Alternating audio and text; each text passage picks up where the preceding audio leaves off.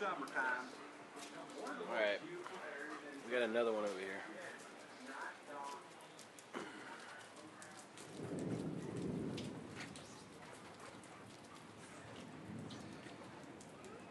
Another F3.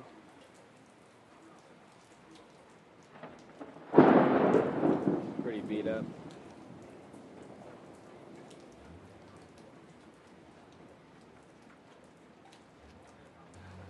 But there's a lot to be learned here. So what do you do if you want to buy a bike that's in this condition, that's been sitting a long time? So I figured let's use this one as the example and troubleshoot it and go right through everything. And I'm going to bring this inside.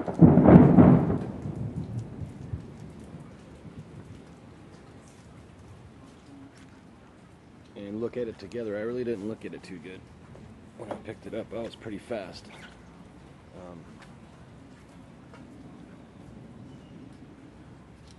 Based on the conversation we had and a fast look over, the motor did turn over. Everything outside of that is fuel, electrical, fluids. Okay, so it won't start. The motor turns over. No brakes. And I don't know what else, so let's get it inside and we'll go over it again. Alright, this is a 95 F3 Street Fighter, pretty much Castaway. That's I picked up. Alright.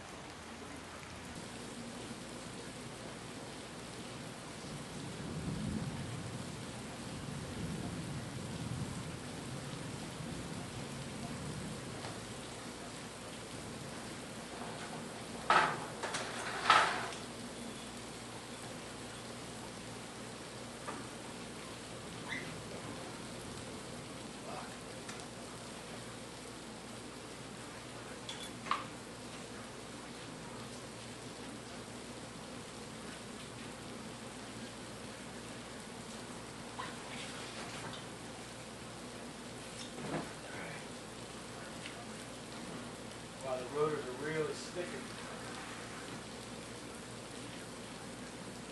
It's going to need calipers, at least redone.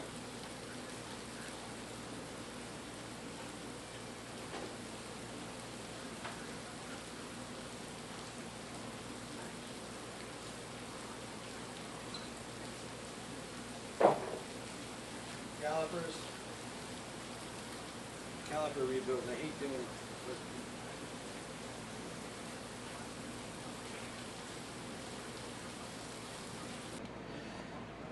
I just realized, trying to set this up, that I need a new camera. But anyway. Alright, you got the bike on the lift, or in your garage, or outside on a center block, or whatever. And you don't know anything about it, except for a quick walkthrough. Some of the things I looked for: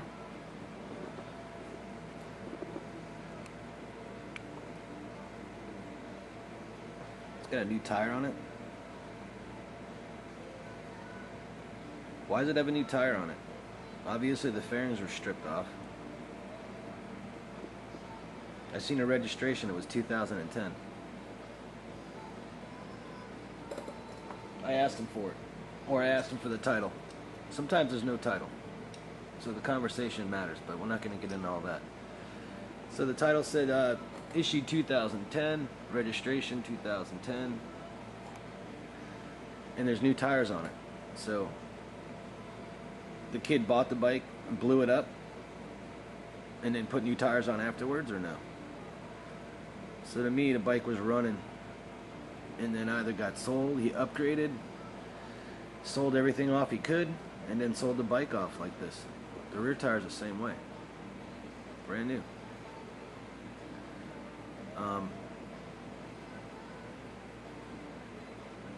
That's the first thing I looked for when I picked it up.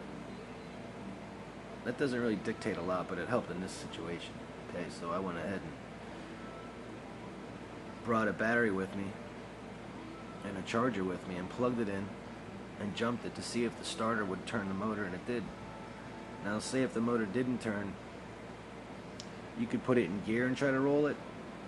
You could assume the starter's bad, You check the gas. Sometimes you can't get the gas cap off because it's rusted shut or the pot metal corroded. This one actually opened, so you can smell the gas. That doesn't dictate everything either. He said this bike sat a while, and it looks like it. So he couldn't get it running, but for some reason, he decided to put it in the shop at one point and attempt to have it looked at, and that's another thing. And that's a bad thing right there. But that was covered. I pulled that out. There was no cap. Crankcase could be full of water. This doesn't have a sight glass in it, this bike. And I'm not going to pull the oil out there. Another thing you want to see, real important, is that all the plug caps are in. If the fairings are off of it. Okay, 3 of them are in. Doesn't mean there's plugs in there. There's only so much you could do on site when you're buying something like this. You know, you don't want to get too mechanical on the guy. See this one here? That's not it. But it was covered. So is there a spark plug in there? Hopefully. If not, there's going to be water in the top head, and that's going to suck. So the process I take, and I'm about to get into it here, is I strip the bike all the way down, prop the back tire up generally, and I'll try to roll it, sometimes in gear, sometimes I'll roll it just to feel if the brake works. The back does work. It's a little rough. The front, there's zero. Bent rotors, or maybe just leaky. Who knows what's going on. But brake fluid crystallizes over time and seals the pistons right up, man. And it's a bitch to rebuild. You could buy new brakes, but we'll get into that too. So if you're broke and you're just trying to get a bike, anything, man, just to get on the road, jump on a 600cc, start with something like this and do what I'm about to show you,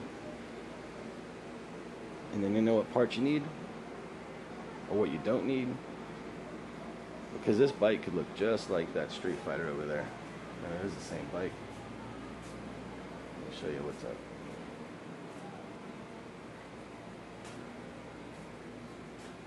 This is an F3 Street Fighter. Tail sections on it. I got the seat. You've seen this before probably in a few videos. But look, that bike is that bike. We did the same thing to it. That's all I did was do what I'm going to do in these video series. I'm going to do probably 3 videos. There's nothing wrong with that first bike. You kidding me? Look, a running bike, minimum $1,000. I'm down in Florida.